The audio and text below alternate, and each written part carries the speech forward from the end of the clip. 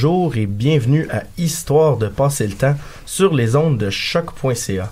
Je m'appelle Joël Beauchamp-Monfette, animateur régulier à l'émission, et comme d'habitude, j'ai toute une équipe avec moi.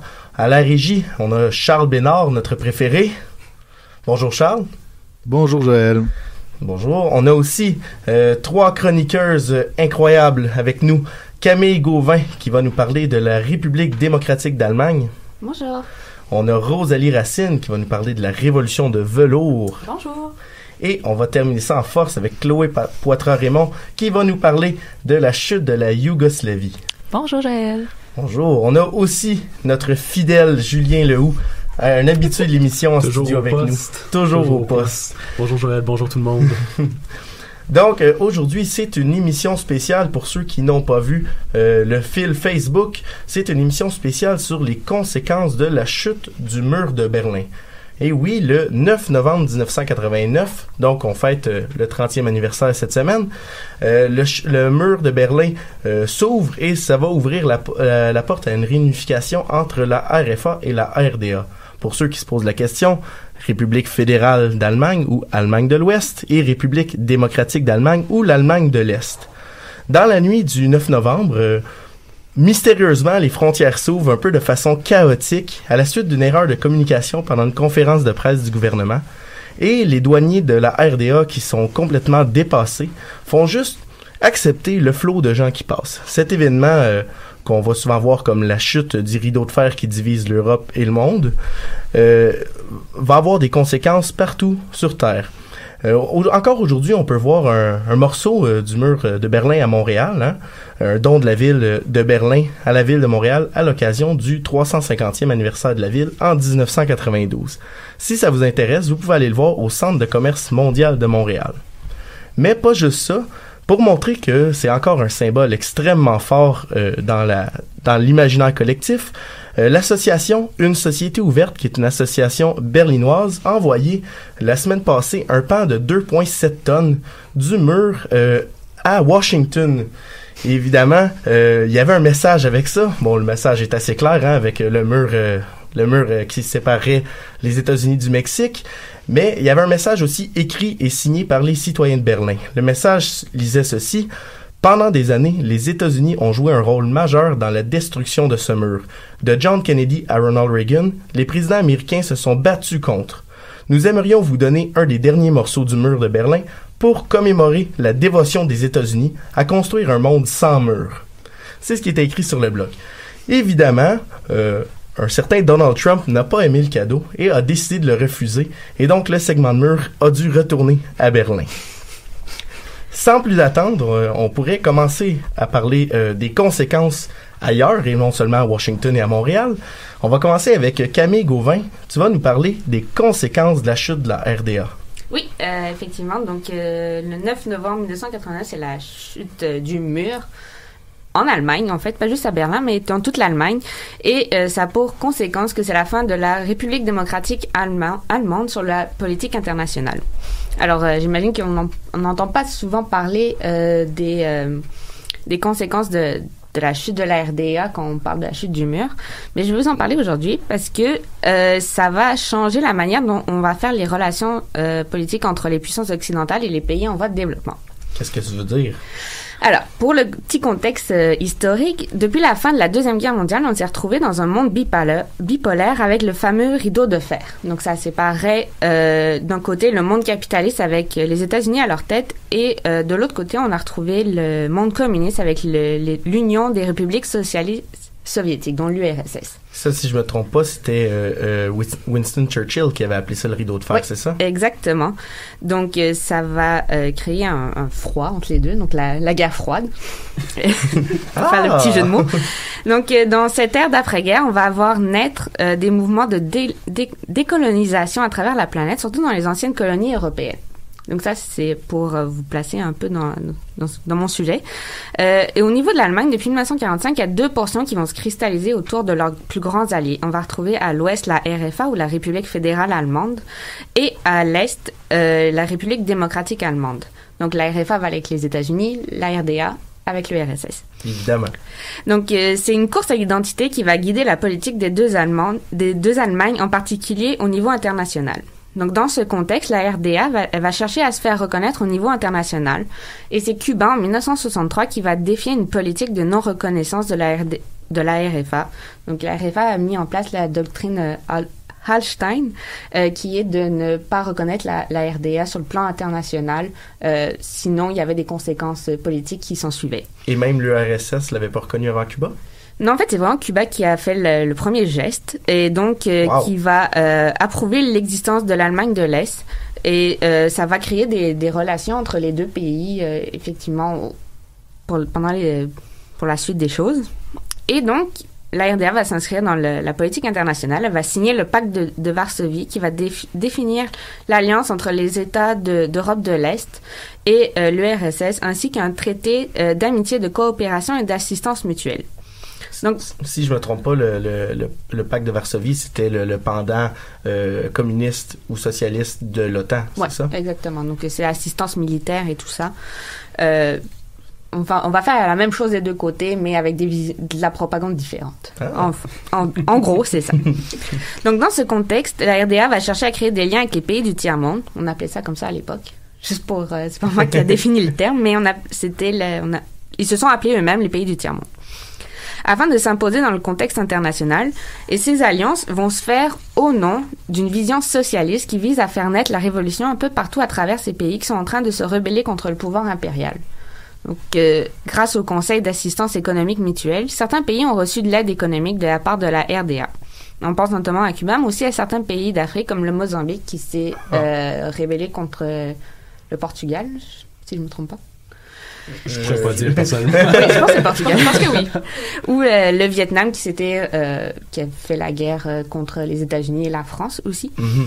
Donc, on va aider Cuba, par exemple, dans son développement alors qu'ils subissent l'embargo américain de plein fouet. On va faire des échanges de travailleurs venant du Mozambique qui vont venir travailler en Allemagne de l'Est et aussi des Vietnamiens au nom d'une politique d'entraide.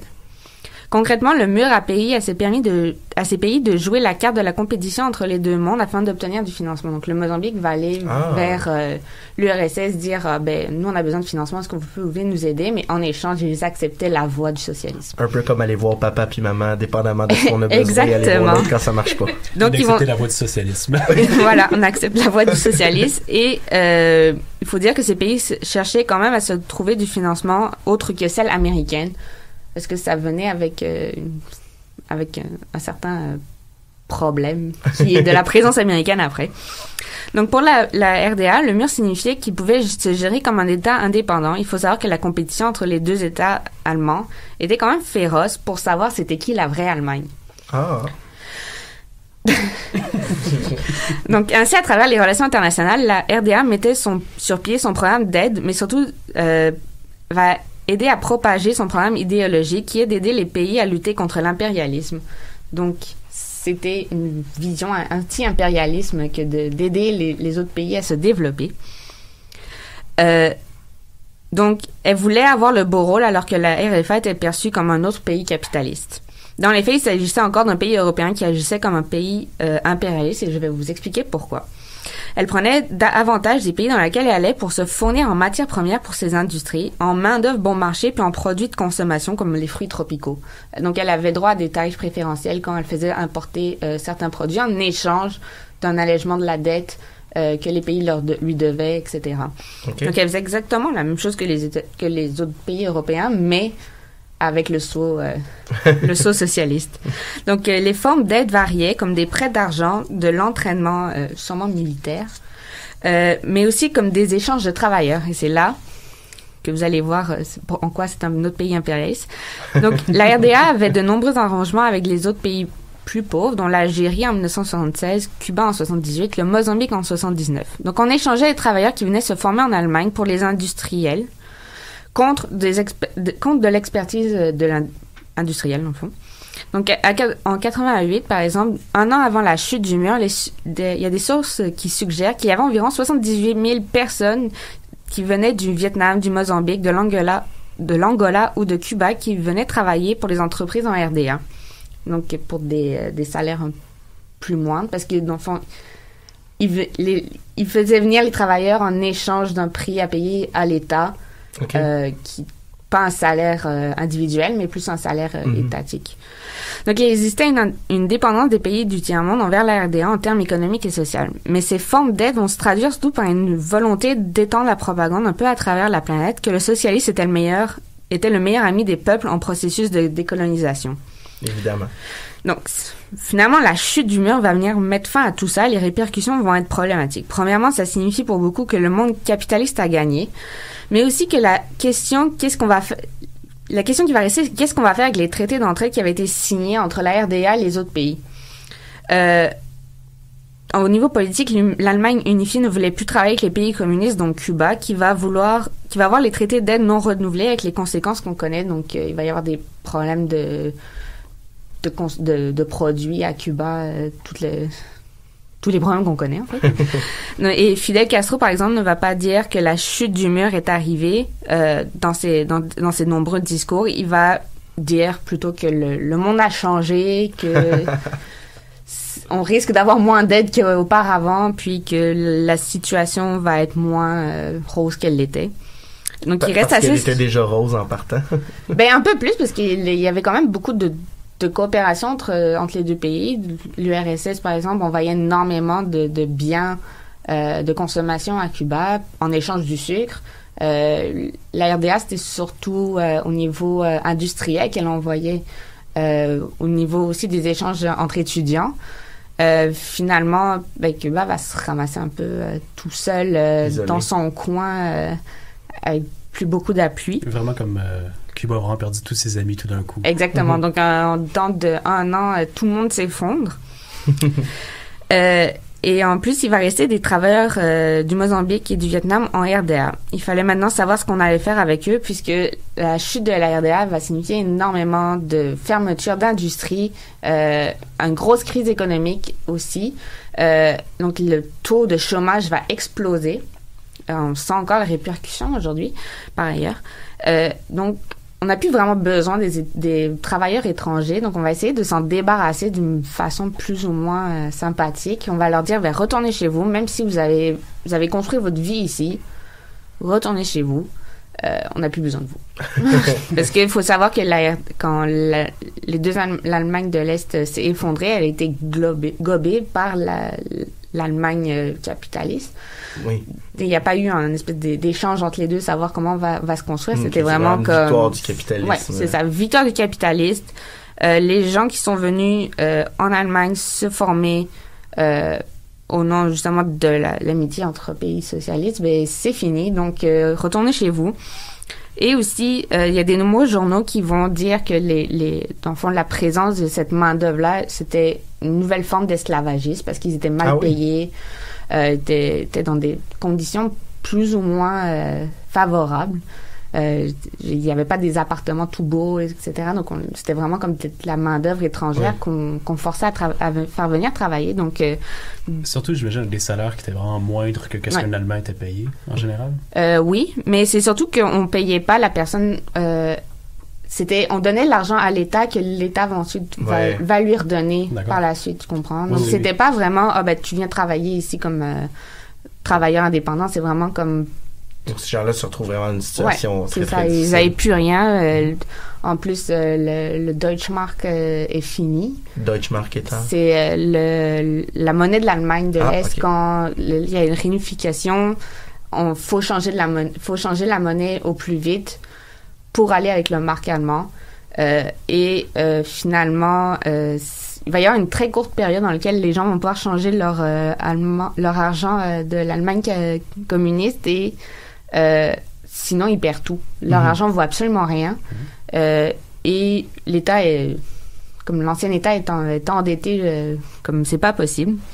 Donc vraiment tout le monde perd à cet enjeu-là. Sauf les capitalistes qui ont gagné. Ouais. Mais oui, puis donc il y avait à peu près 20 000 étudiants et travailleurs du Mozambique qui sont dû retourner dans leur pays en abandonnant tout ce qu'ils avaient. Donc certains avaient commencé à avoir des couples, des amis, etc. Mais là, tout d'un coup, il faut qu'ils repartent. Et étant donné que leur contrat a disparu, plusieurs n'ont toujours pas été payés, encore aujourd'hui. Encore aujourd'hui. Oui. Et la chute du mur, ça signifie aussi les pays qui avaient des traités avec l'Allemagne de l'Est, une perte de contrats d'à peu près 30 millions de dollars US aujourd'hui Wow. dans les programmes de coopération. Donc, ça a vraiment été Une perte coûteuse, comme ouais, on dit. ça a quand même eu un gros impact, beaucoup plus qu'on le pense, parce qu'effectivement, après ça, certains pays ont réussi à avoir des contrats encore avec l'Allemagne unifiée, mais c'était pas autant préférentiel que ce l'était avec la RDA, qui, au lieu que tu leur rembourses avec de l'argent, avec les intérêts, etc., tu pouvais rembourser dans le temps avec autre chose, la main-d'œuvre, par exemple. Ah. Donc, une fois la chute, faut rembourser. Et c'est des pays tiers-mondistes, donc moins de ressources financières. Il faut qu'ils se retournent après ça vers d'autres... Et moins la possibilité d'avoir du temps pour eux. Exactement. Puis la Russie s'en allait aussi vers sa fin. Donc, voilà. Donc, c'était juste pour... montrer un peu que la chute de la RDA, ça n'a pas été juste la liberté pour tout le monde, mais c'était aussi les problèmes à venir pour beaucoup de pays. Très intéressant aussi comment l'impérialisme est rentré là-dedans.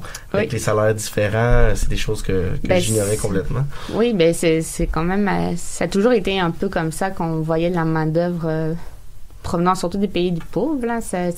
Ils n'ont jamais été perçus à leur juste valeur. Comme même aujourd'hui encore, si tu fais venir on a juste à penser aux travailleurs guatémaltèques qui viennent travailler dans nos champs l'été, combien d'abus. Donc c'est encore à l'heure actuelle. Oui, c'est pour ça qu'on fait une émission spéciale sur le 30e anniversaire, c'est parce que c'est encore actuel. D'ailleurs, j'ai vu passer une très belle photo de nuit de Berlin où on voit encore la démarcation entre les différentes couleurs de lumière entre l'ouest et l'est. Oui, c'est quand même assez apparent encore à Berlin. Je dirais les quartiers surtout, là. Oui. Merci beaucoup, Camille. C'était très intéressant. On va aller en musique. Charles, qu'est-ce que tu nous fais écouter? On écoute Bonjour Chocolat de l'artiste Chocolat de leur nouvel album Jazz Engagé. Ça a l'air délicieux.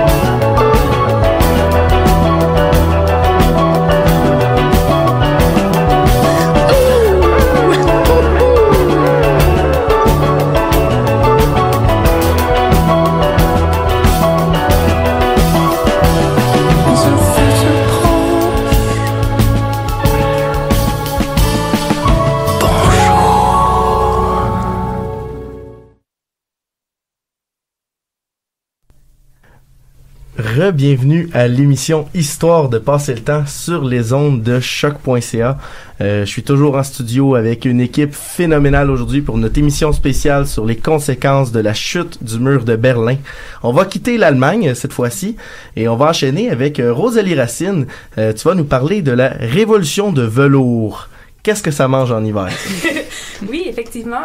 Donc, en fait, suite à plusieurs changements majeurs dans les politiques de l'Union soviétique et la chute du mur de Berlin, l'année 1989 va devenir synonyme d'importantes transformations pour plusieurs pays de l'Europe de l'Est, dont la Tchécoslovaquie.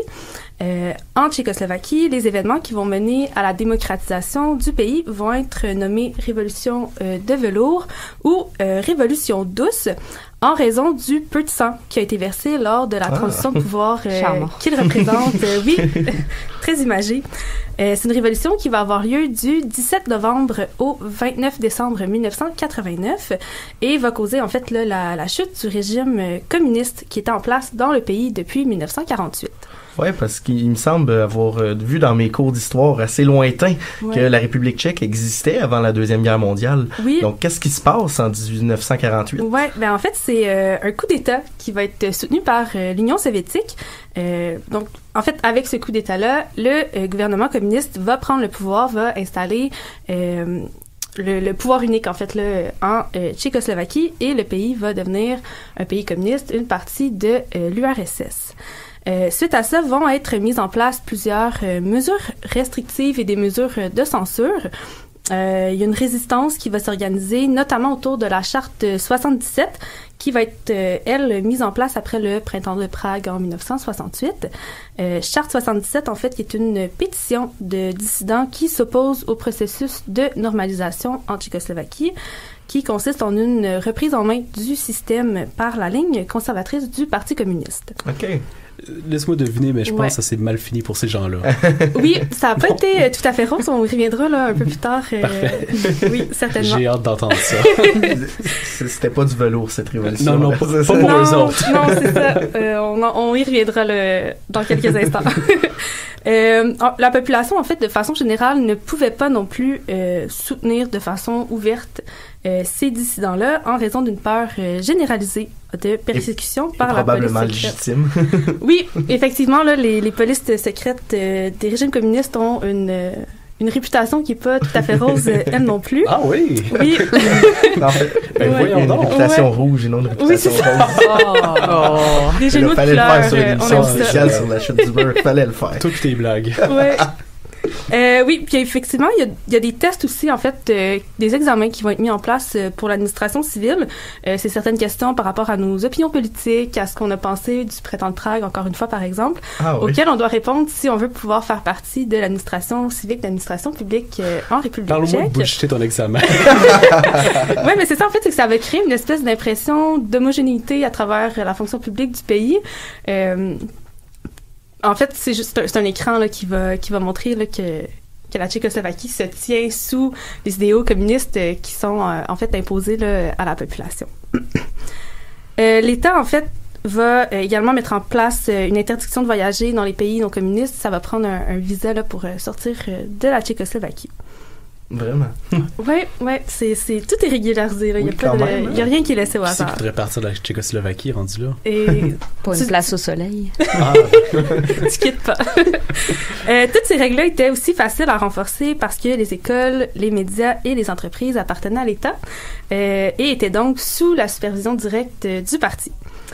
À la fin des années 80, toutefois, l'appui de la population à une réforme économique qui va prendre de l'ampleur en raison d'une insatisfaction des conditions de vie et des conditions économiques.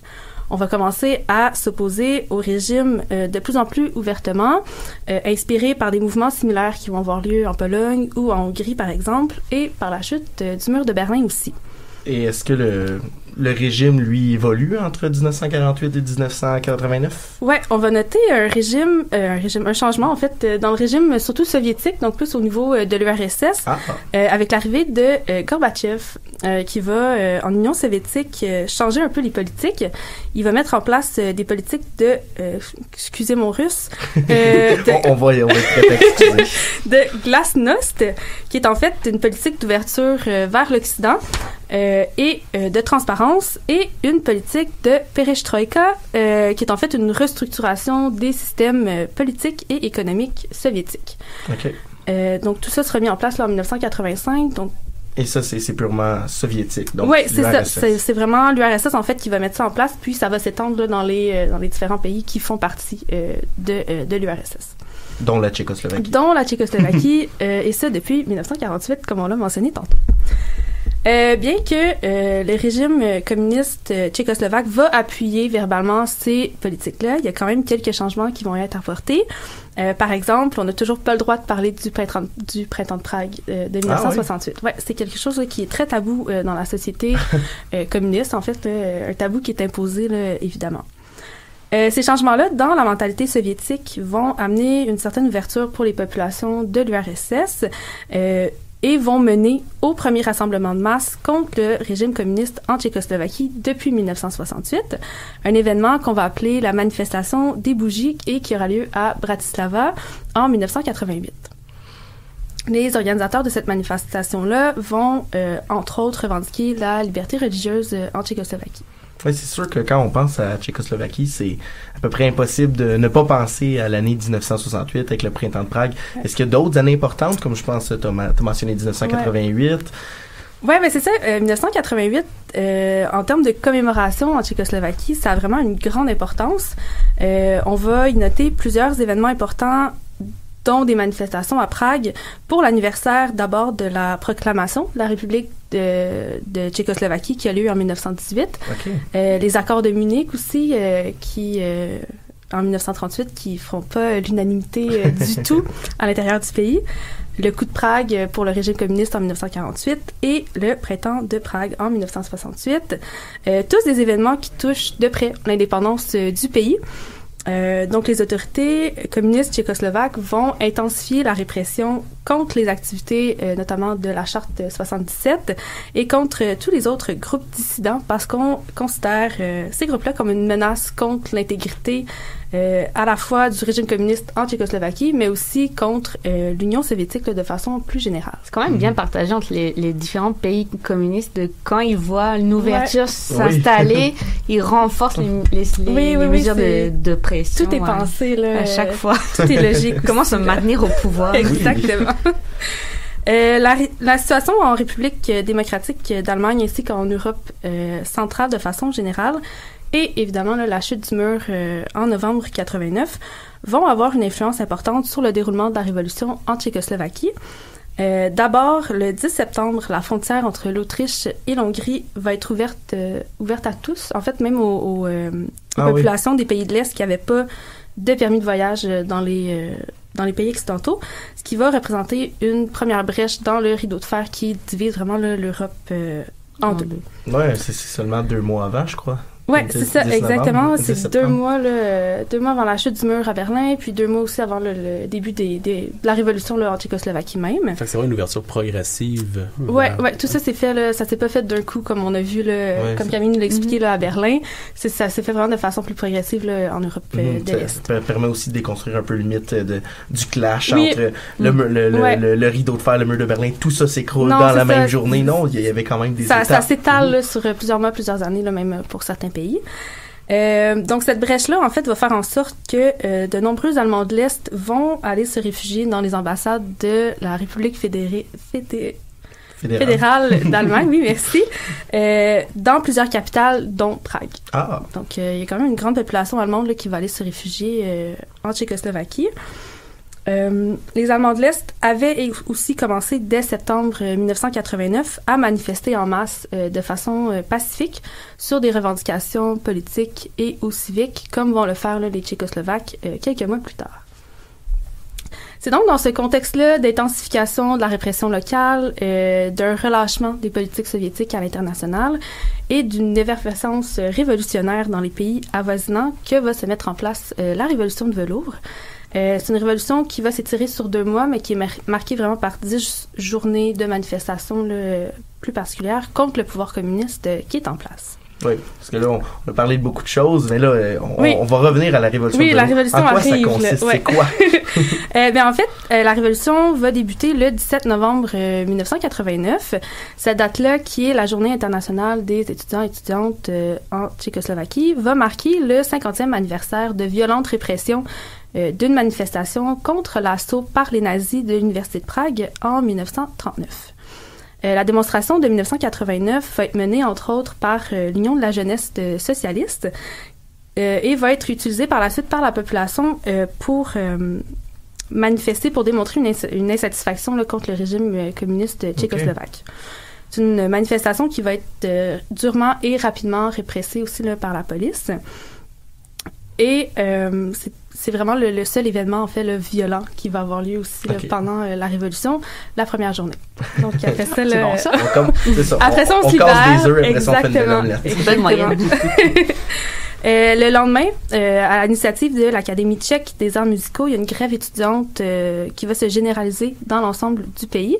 Grève qui va être appuyée par des employés du monde artistique et par des acteurs qui vont lancer, eux, un appel à la grève générale le 27 novembre.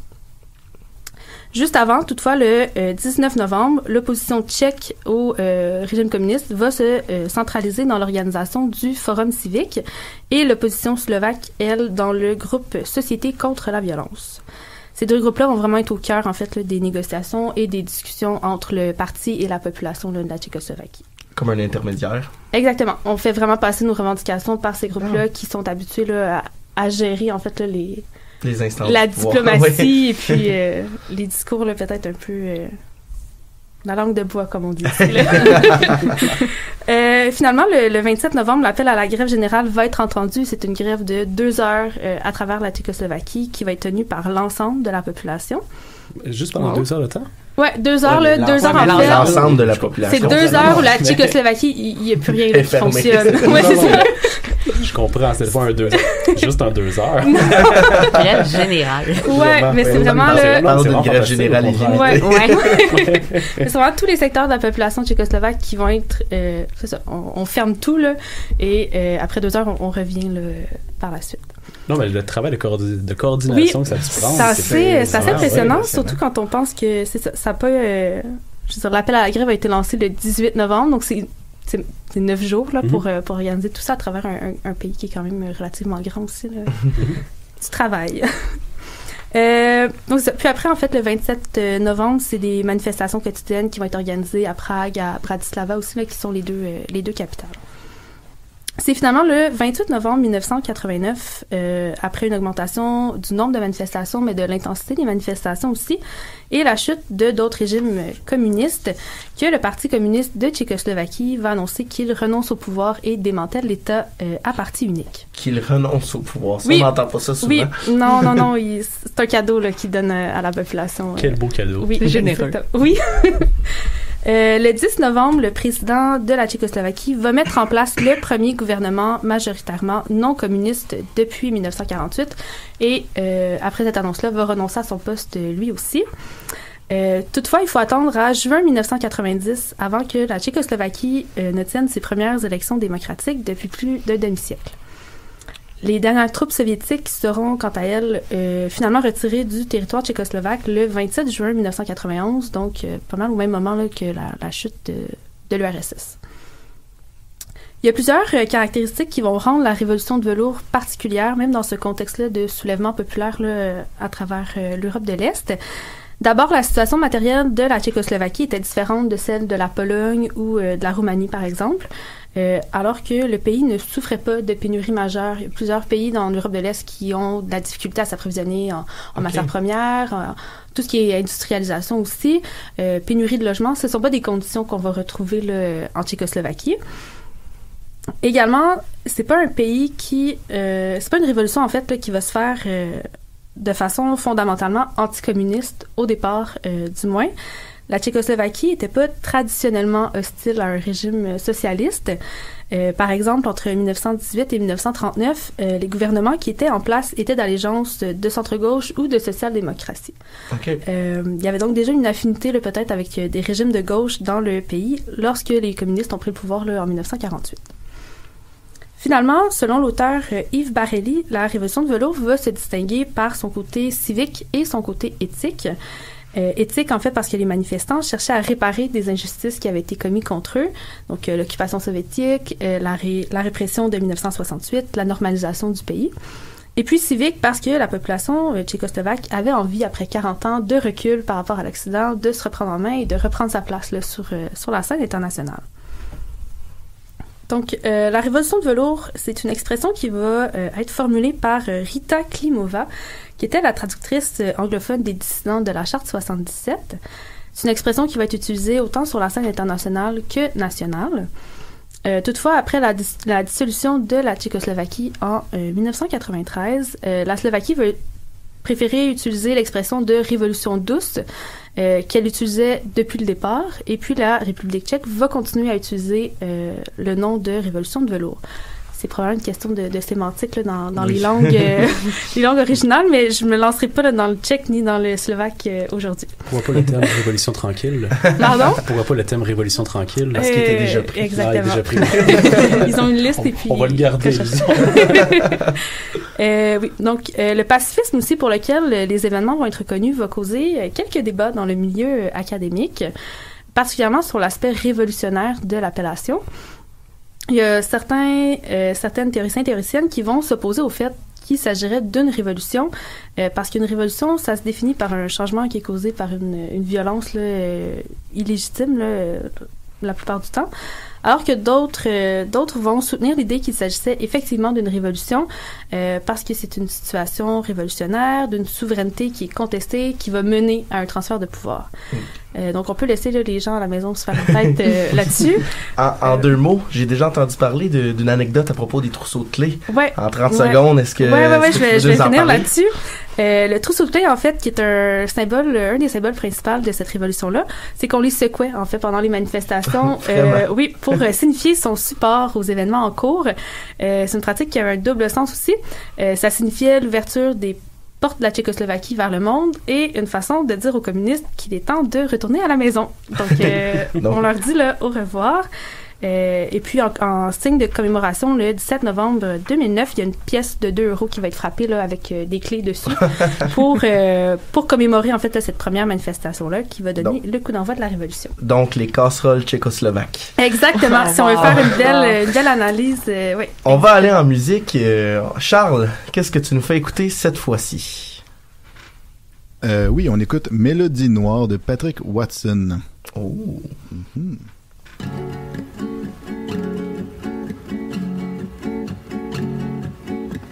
Tell me where the wind is blowing, 'cause that's where the music's going. You are my big dark blue and I wanna swim all around you. You are the sweetest melody I never saw.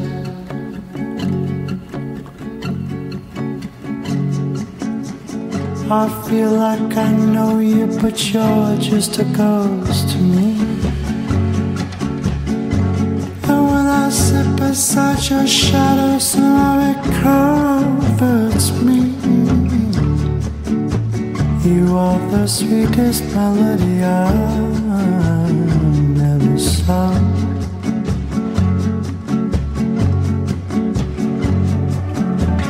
You are my island of love, my remedy to rescue me.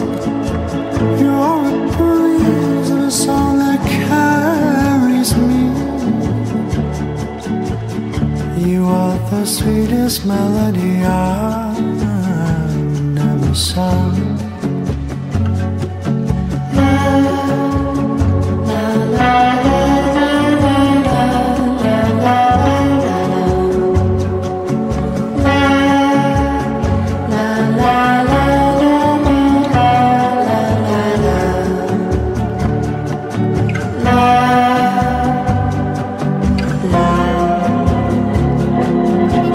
I've got hold the size of your touch that fits in your arms as much.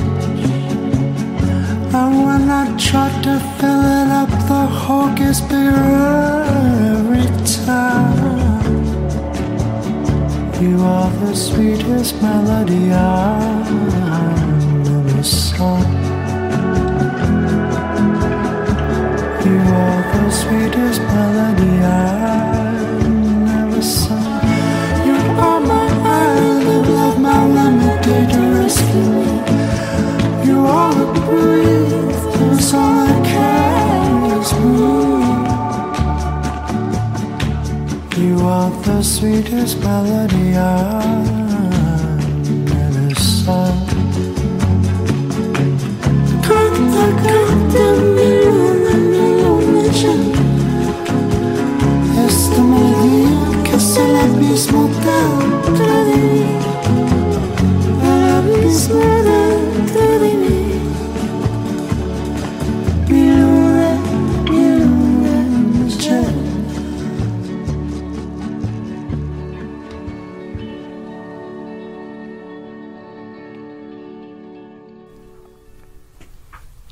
Vous êtes toujours sur les ondes d'Histoire de passer le temps à choc.ca. On est toujours dans notre émission spéciale sur les conséquences de la chute du mur de Berlin. Et comme à la dernière chronique, on se transporte ailleurs qu'à Berlin. On s'en va en Yougoslavie cette fois-ci. Chloé, quels impacts c'est quoi les liens entre la chute du mur de Berlin et la Yougoslavie? Oui, ben en fait, les liens sont pas tant évidents parce que la Yougoslavie ne faisait pas partie du bloc de l'Est. Ah. Donc, elle a chuté environ en même temps que le bloc de l'Est, puis elle était neutre, en fait, depuis 1948. Elle avait dit bye-bye à Staline à ce moment-là. Donc, on va pouvoir démystifier ensemble un peu c'est quoi la Yougoslavie. C'est cet État qui n'existe plus, qui est un peu mystérieux pour plusieurs d'entre nous. Donc, la Yougoslavie, c'est un État qui est créé artificiellement par les vainqueurs de la Première Guerre mondiale. Donc, à la fin de la Première Guerre mondiale, ils se sont dit, on a un immense territoire qui a été libéré par... en fait, on n'a plus de... Qui était l'Autriche-Hongrie, je crois. L'Autriche-Hongrie et l'Empire ottoman. Donc, on avait deux anciens empires, et là, on a une très grande population slave, et on dit... on va mettre ça ensemble, ça va être beau. Je vois pas qu'est-ce qui pourrait arriver de problématique. Exactement, ils se sont dit ça, on se lave, ça va aller, mais en fait, il y a vraiment beaucoup de peuples différents là-dedans, donc ça s'est pas super bien passé. Spoiler. Exactement. Donc, on a créé le royaume de Yougoslavie. Donc, ce royaume-là qui a été envahi par les Allemands et les Italiens durant la Deuxième Guerre mondiale. Ils ont installé des gouvernements de collaboration, d'occupation, annexation de territoire, donc rien de bien le fun pour exactement, pour les populations qui y étaient.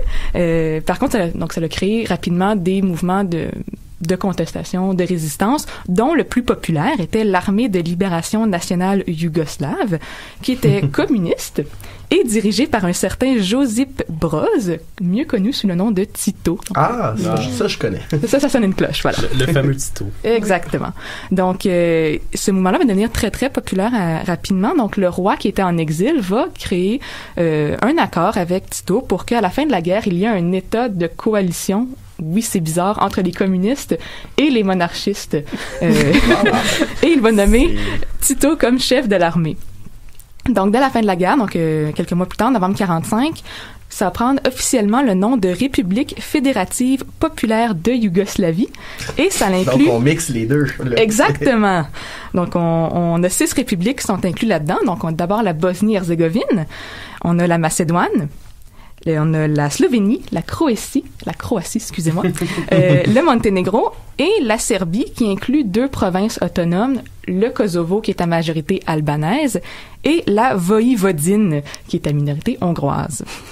Donc c'est mon nouveau mot préféré, je l'ai appris cette semaine, Voïvodine, je trouve ça magnifique. C'est pas de là que Vlad l'Empaleur est originaire, de la Voïvodine? Non, il est pas en Roumanie, lui? Oui, il est en Roumanie. Ça se peut. Non, mais je pense que c'est une province. C'est pas grave. C'est pas grave. Donc, le régime en Yougoslavie, ça va être un régime communiste assez typique, bien qu'il va se séparer de l'URSS dès 1948. Donc, on parle de politique de répression des opposants à l'intérieur. Donc, on a nationalisation de l'industrie, de l'agriculture. Également un culte de la personnalité de Tito, un peu comme on a avec Staline. Donc, Tito qui est très populaire, à savoir à quel point cette popularité-là, elle est Et pendant vraie. ce temps-là, le roi se demande ce qui se passe. Non, le roi, il est plus là depuis un assez bon moment. Là. on l'a tassé il y a un très bon moment. Donc, en 1980, lorsque Tito va mourir, c'est à ce moment-là que ça va commencer à moins bien se passer en Yougoslavie parce que c'était pas si mal avant ça. Donc oui, on avait des tensions interethniques. Par contre, au niveau économique, c'était pas si pire parce que en étant pas avec le bloc de l'Est, on pouvait avoir du financement de d'autres pays, incluant les États-Unis. Donc c'était pas si mal avant ça, mais à partir de 1980, au niveau des républiques, ça va pas bien. Il y en a beaucoup qui veulent s'en aller vers une démocratie, entre autres la Slovénie, la Croatie, qui ne veulent plus être dans un système communiste. Augmentation des tensions interethniques entre les différentes républiques, également à l'intérieur, notamment au Kosovo, donc qui est une majorité albanaise versus une république serbe, donc ça va pas super bien. Également une aggravation de la situation économique. Donc, de manière générale, ça va pas bien pendant 10 ans. Et c'est à ce moment-là, donc au bout de 10 ans, 1990, qu'on va avoir un personnage que vous avez peut-être déjà entendu parler, qui va arriver, et c'est Slobodan Milosevic. Excusez-moi mon serbe. Une autre cloche, exactement. Donc Milosevic, qui va être le chef du Parti communiste de Serbie, donc non pas de Yougoslavie, mais maintenant vraiment de la République de Serbie. Okay. Et lui, au contraire de la Croatie ou de la Slovénie, il veut vraiment avoir une politique de centralisation. Donc, il veut garder la Yougoslavie tout ensemble et idéalement socialiste, communiste. C'est ses intentions. Donc, la même année, la Ligue des communistes de Yougoslavie, donc ça, c'est le Parti communiste de chaque république, va se rencontrer ensemble à Belgrade pour discuter de l'avenir de la Yougoslavie parce que ça va pas bien depuis la mort de Tito. Et en fait, ils n'arrivent pas à s'entendre. Donc, ils vont décider de mettre fin aux communistes austères, comme ils disent, okay. Et de débuter en fait une économie mixte. Donc, on commence à... Avec un petit peu de capitalisme. Exactement. Donc, on se tourne un peu vers ça. Par contre, ils n'arrivent pas à s'entendre sur au niveau de qui va diriger. Est-ce qu'on est dans une démocratie ou pas. Donc, ça fait pas consensus. Donc, le parti va complètement cesser d'exister parce que on s'entend pas. Donc, des républiques comme la Croatie ou la Slovénie qui veulent la démocratie pour leur république savent très bien que s'ils accordent une démocratie complète en Yougoslavie, mais ce sont les Serbes dirigé par Milosevic, qui veut de la centralisation, qui va être élu. Et ça, ils ne veulent... Parce qu'ils sont les plus nombreux. Parce qu'on est plus nombreux, parce que les Serbes, ils sont majoritaires en Serbie, au Monténégro, ils sont présents en Croatie également, et en Bosnie-Herzégovine. Donc, c'est vraiment eux, clairement, qui rentreraient au pouvoir avec Milosevic, et ça, les gens ne veulent pas ça. Donc, le parti cesse d'exister, et pendant un an, c'est un peu étrange, politiquement. Donc, on est un peu en flottement. Donc, dans les républiques, il va y avoir des élections libres et ce ne sont plus les partis communistes qui vont se retrouver au pouvoir de ces républiques-là. Et dans tout cela, on a encore un président de la Yougoslavie qui s'appelle Ante Marković et ça va pas bien pour lui. Donc, il va finir par démissionner en décembre 1991, possiblement en raison de pression exercée par Milosevic. Ça, on n'est pas certain encore. Et également, mais en fait, c'est quand même facile à croire par contre, parce que l'armée fédérale de Yougoslavie s'est jointe à la République de Serbie. Donc, ce qui aurait dû être fédéral est rendu pour une seule république. Donc, ça semble un peu inquiétant. Mais jusque-là, ça a l'air assez calme. C'est une révolution assez tranquille. Au niveau de la chute du communiste, ça se passe bien.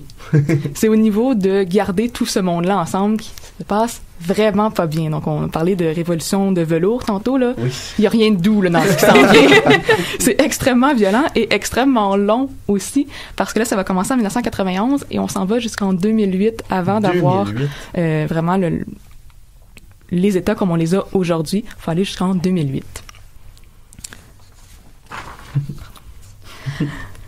Donc, si on parle justement des guerres de Yougoslavie, donc ils vont être déclenchés justement par ces élections-là. Donc, en 1991 et 1992, on a 3 déclarations d'indépendance. Donc, d'abord de la Slovénie et de la Croatie. La même journée, on fait ça ensemble. Coup de choc pour essayer de surprendre Milosevic. Et en 92, voir la Bosnie-Herzégovine.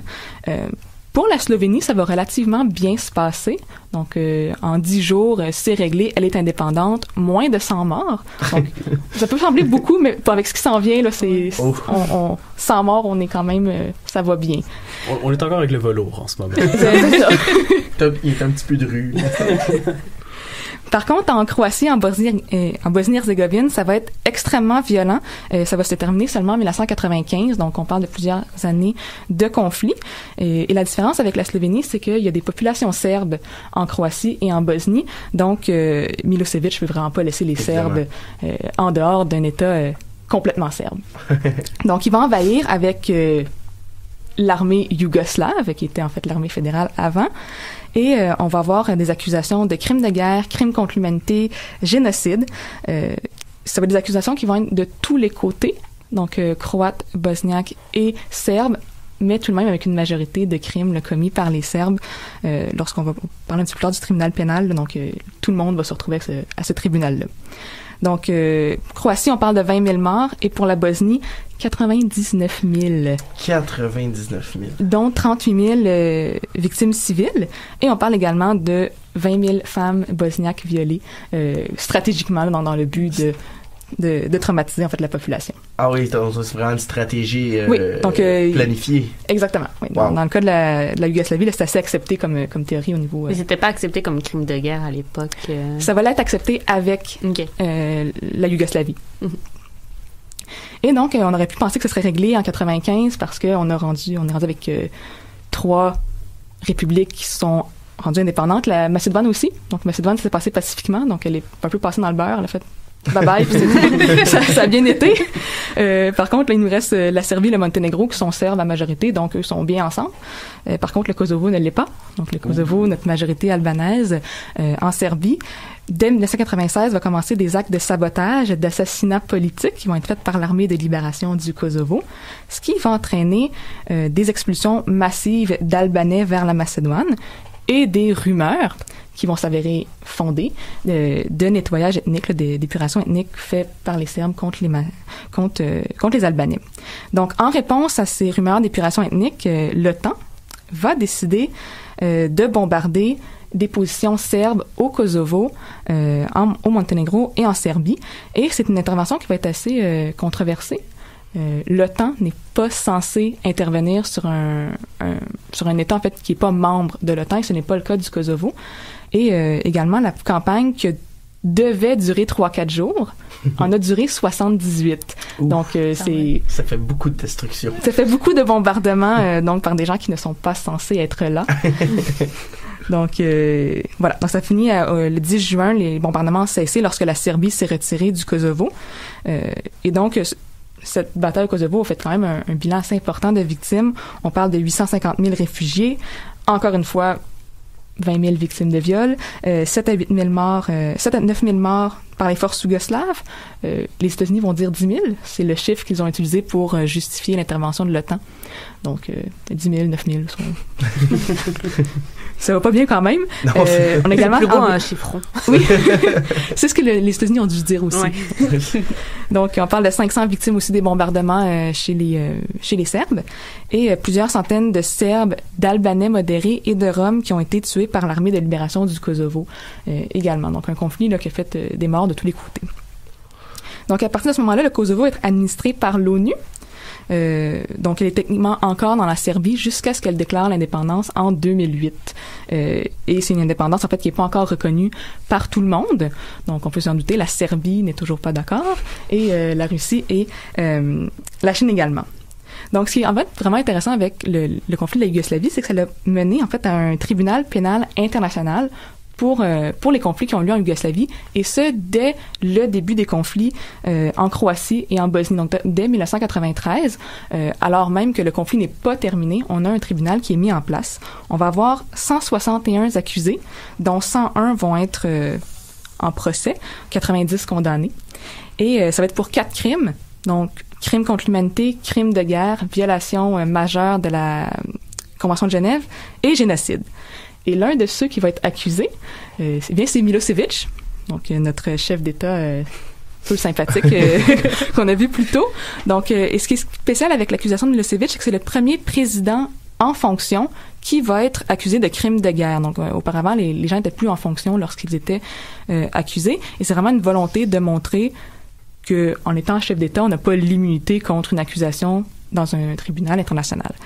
Et Milosevic malheureusement, on ne saura jamais s'il a été coupable ou non, parce qu'il est mort quelques semaines avant l'annonce du verdict final. Donc, il est mort en 2006 et on ne sait toujours pas s'il est coupable ou pas.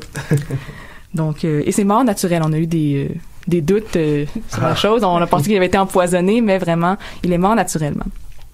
Donc, rapidement, pour terminer, la Yougoslavie, ben aujourd'hui, c'est fini. Il y en a plus. Donc, la Serbie et la Monténégro sont séparés en 2006. Le Kosovo est indépendant depuis 2008. Et bien qu'il est indépendant, il y a encore des petites tensions tout de même avec les Serbes qui habitent dans le Nord. Parfait. Merci beaucoup, Chloé. Très bonne chronique, très intéressant. Évidemment, c'était notre émission spéciale sur les conséquences de la chute du mur de Berlin. On espère que vous avez trouvé ça aussi intéressant que nous, on a trouvé ça. Ça, c'est une belle phrase. Ça, donc, je voudrais remercier toute l'équipe en studio avec moi. Camille Gauvin, Rosalie Racine, Chloé Poitras-Raymond, Charles Bénard à l'animation, Julien qui est là comme invité, et moi-même, Joël Beauchamp-Monfette à l'animation. Un mot de la fin, on vous invite à aller écouter les émissions en balado-diffusion. Vous sont sur toutes vos plateformes préférées, Spotify, Google Play et toutes les autres. Vous pouvez aller aussi les écouter sur choc.ca. Ceux qui veulent encore écouter et voir nos beaux visages, c'est sur Facebook aussi. Je vous rappelle que vous pouvez toujours nous écrire des questions auxquelles on peut répondre si on a le temps. Et si vous avez de très bonnes questions, on a hâte de vous lire. Bonne fin de semaine à vous tous et on se revoit la semaine prochaine, vendredi 16h sur les ondes de choc.ca. Au revoir. Merci.